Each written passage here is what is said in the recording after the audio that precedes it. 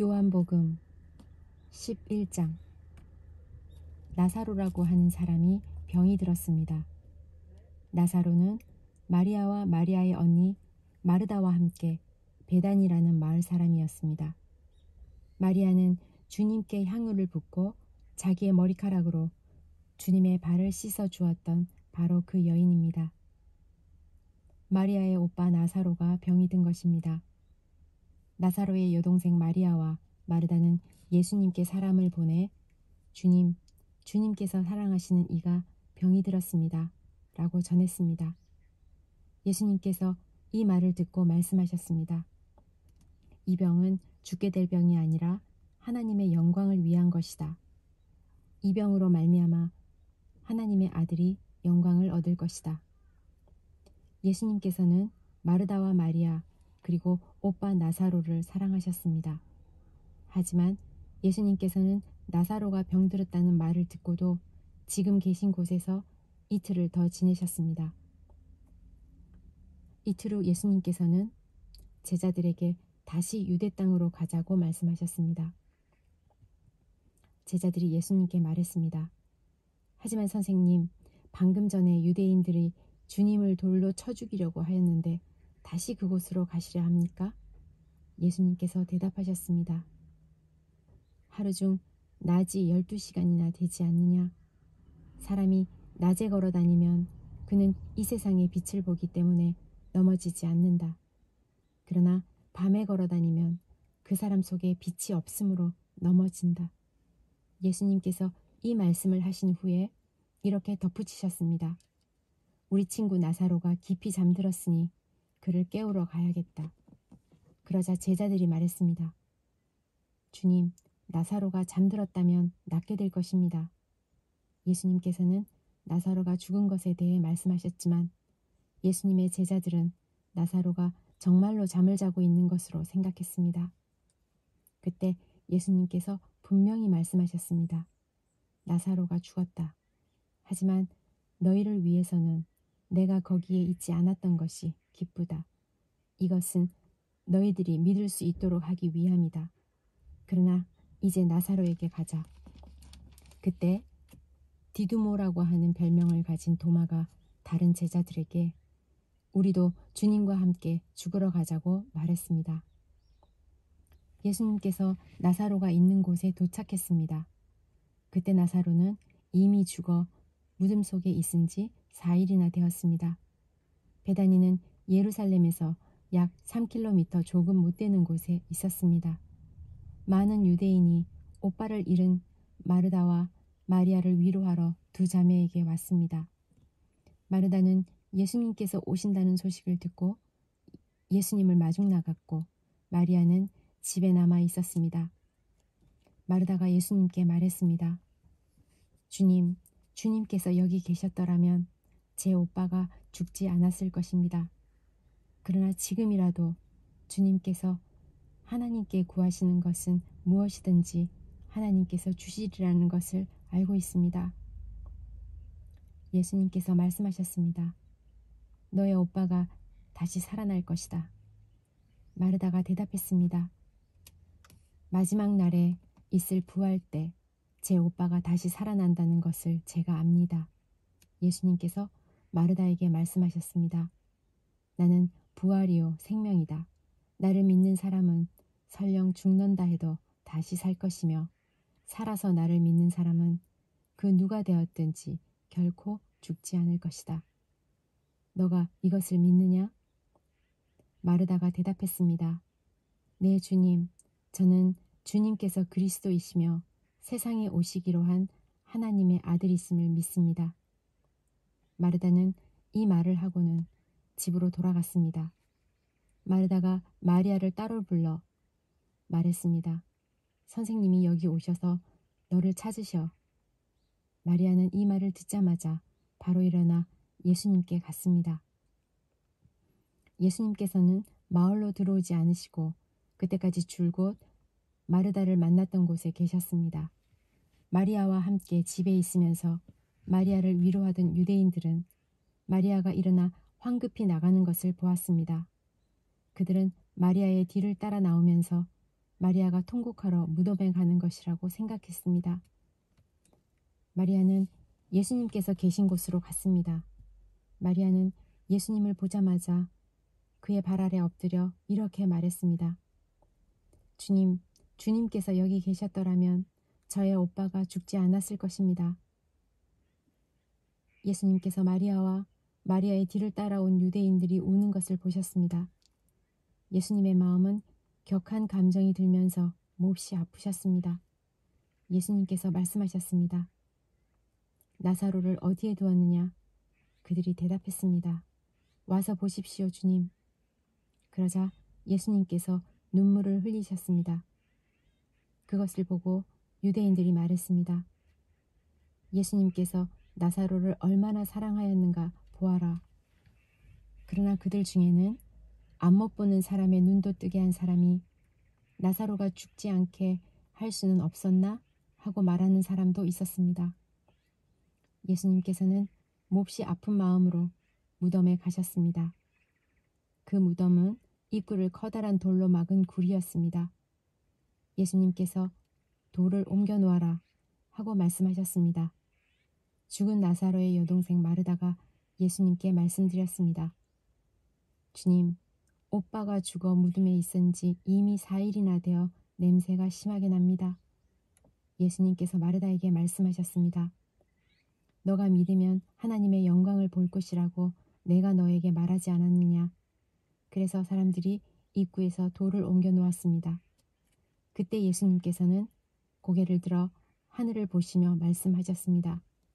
아버지, 지금까지 제 말을 들어주셔서 감사합니다. 아버지께서는 언제나 제 말을 들으시는 줄 제가 압니다. 그러나 저는 주위에 있는 이 사람들을 위하여 그들이 아버지께서 저를 보내셨음을 믿게 하기 위하여 이 말을 한 것입니다. 예수님께서는 이 말씀을 하신 후 큰 소리로 말씀하셨습니다. 나사로야, 나오너라. 죽은 사람이 밖으로 나왔습니다. 그의 손과 발은 천으로 감겨져 있었으며 얼굴도 천으로 둘러싸여 있었습니다. 예수님께서 사람들에게 천을 풀어주어 다니게 하여라 하고 말씀하셨습니다. 마리아에게 조문하러 왔던 유대인들은 예수님께서 하신 일을 보고 그분을 믿었습니다. 그러나 그들 중에 어떤 유대인들은 바리새인들에게 가서 예수님께서 하신 일을 일러 바쳤습니다. 그러자 대제사장들과 바리새인들은 사내들인을 열어 의견을 물었습니다. 어떻게 하면 좋겠습니까? 이 사람은 많은 표적을 행하고 있습니다. 만일 우리가 이 사람이 하는 대로 계속 내버려 둔다면 모든 사람이 그를 믿을 것입니다. 그러면 로마 사람들이 와서 우리 땅과 민족을 모두 빼앗아 버릴 것입니다. 그들 중에 가야바라는 한 사람이 있었습니다. 가야바는 그 해의 대제사장이었습니다. 가야바가 이렇게 말했습니다. 여러분들은 아무것도 모르시는군요. 민족 전체가 멸망당하는 것보다 한 사람이 백성을 위하여 죽는 것이 더 낫다는 사실을 깨닫지 못하십니까? 이 말은 가야바가 스스로 한 말이 아니었습니다. 그는 그 해의 대제사장이었으므로 예수님께서 유대 민족을 위해 죽게 될 것을 예언한 것이었습니다.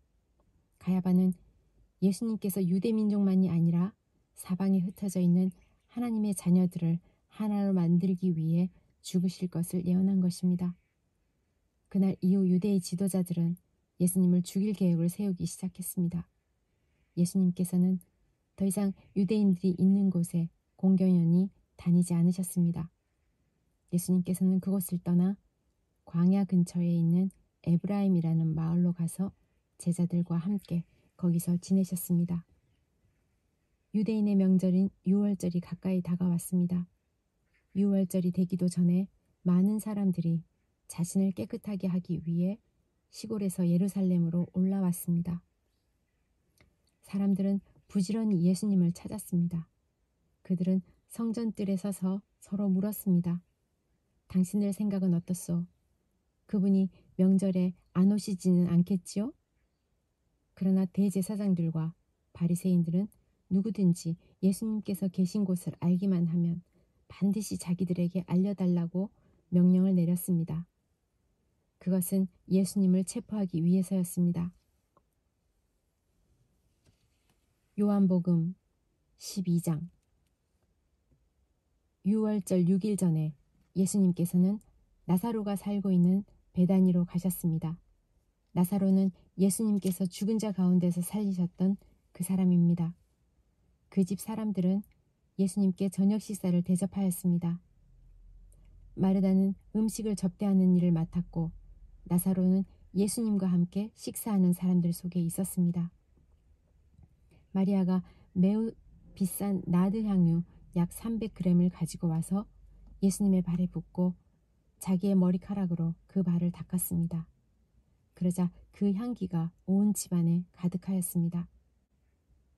예수님의 제자 중 한 사람인 가룟 사람 유다가 그곳에 있었습니다. 그는 나중에 예수님을 배반할 사람이었습니다. 유다가 말했습니다. 이 향유를 팔아 그 돈을 가난한 사람들에게 나누어 주는 것이 좋지 않은가? 이것은 300데나리온에 해당하는 값비싼 것인데 말이야. 그러나 유다가 정말로 가난한 사람들을 생각해서 이 말을 한 것은 아니었습니다. 그는 도둑이었기 때문에 이런 말을 한 것입니다. 그는 돈주머니를 관리하는 사람이었는데 종종 돈주머니에서 돈을 제 마음대로 꺼내 쓰곤 하였습니다. 예수님께서 말씀하셨습니다. 이 여자가 하는 대로 내버려 두어라. 마리아는 내 장례를 치를 날을 위해 이 향유를 준비해 둔 것이다. 가난한 사람들은 너희와 항상 함께 있겠지만 나는 너희와 항상 함께 있지는 않을 것이다.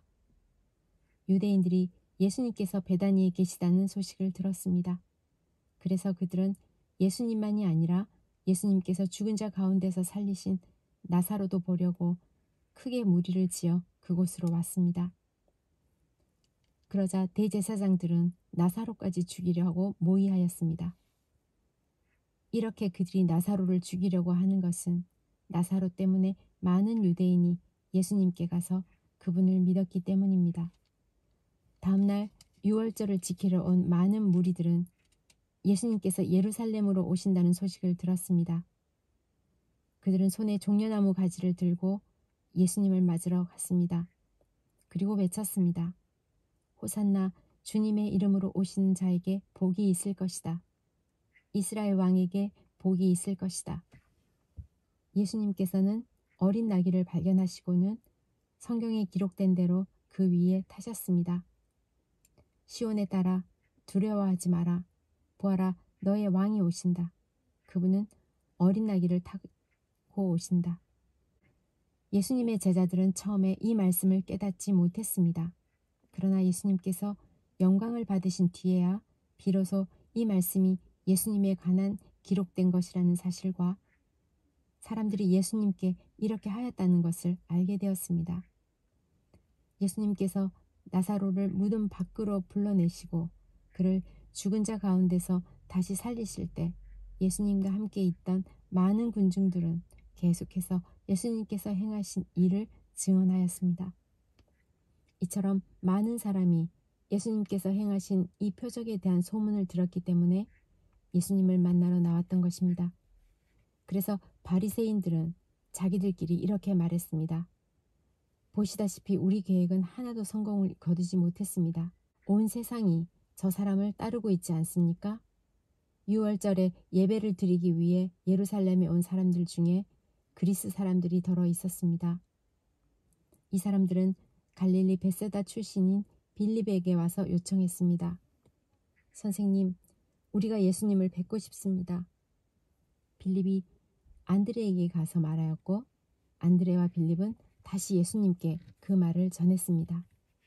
예수님께서 그들에게 대답하셨습니다. 인자가 영광을 받을 때가 왔다. 내가 너희에게 진리를 말한다. 미랄이 땅에 떨어져 죽지 않으면 한 알 그대로 있지만 죽으면 많은 열매를 맺는 법이다.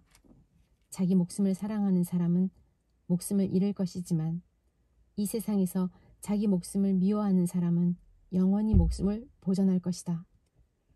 누구든지 나를 섬기려면 나를 따르라. 내가 있는 곳에 나를 섬기는 사람도 있을 것이다.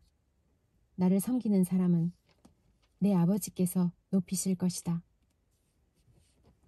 지금 내 마음이 무척 괴로우니 무슨 말을 하겠습니까? 아버지, 이 때를 벗어나게 해주십시오. 아닙니다. 나는 이 일 때문에 이 때에 온 것입니다. 아버지, 아버지의 이름을 영화롭게 하소서. 그때 하늘로부터 내가 이미 영화롭게 하였고 또다시 영화롭게 할 것이다 라는 소리가 들렸습니다. 곁에 서서 이 소리를 들은 많은 사람이 천둥 소리가 들렸다고 말했습니다. 그러나 그 사람들 중에는 천사가 그에게 말하였다 라고 하는 사람도 있었습니다. 예수님께서는 이렇게 대답하셨습니다.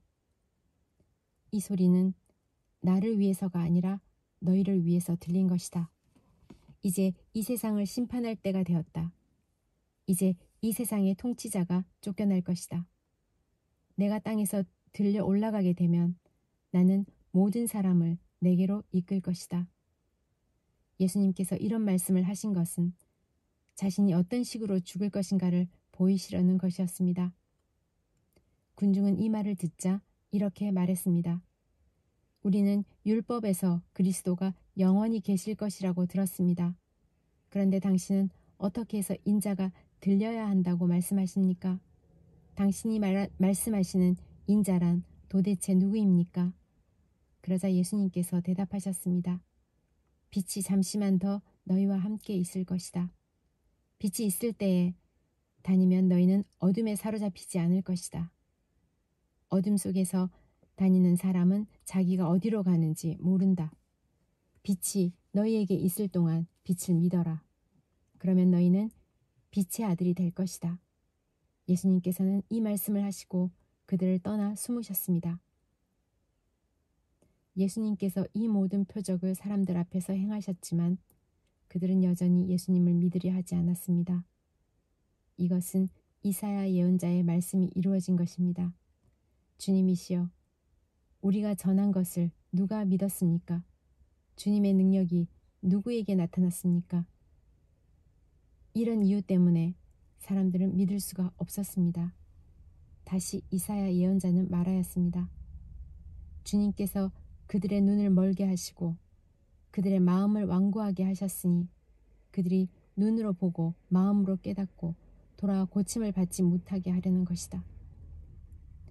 이사야가 이런 말을 한 것은 그가 예수님의 영광을 보고 예수님에 관하여 말하였기 때문입니다.